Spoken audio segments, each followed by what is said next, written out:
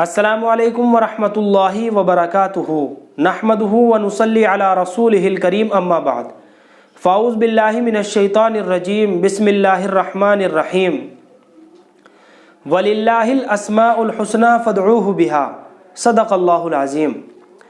محترم ناظرین حضرات، آج ہم بات کرنے والے ہیں عروبہ نام کے بارے میں کہ بچی کا عروبہ نام رکھنا کیسا ہے اور اس نام کے معنی کیا ہے، مطلب کیا ہے۔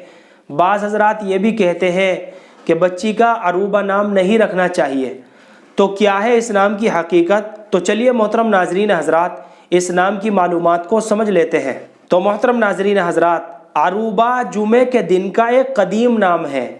یہ لفظ جو عروبہ ہے یہ جمعے کے دن کا پرانا نام ہے۔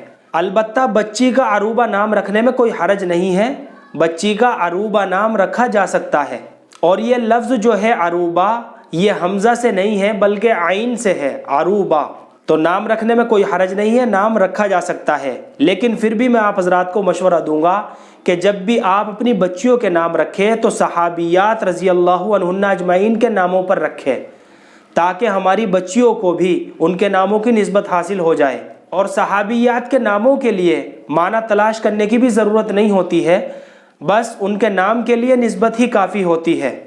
اللہ ہم سب کو سنت و شریعت پر پابند فرمائے۔ فقط واللہ اعلم۔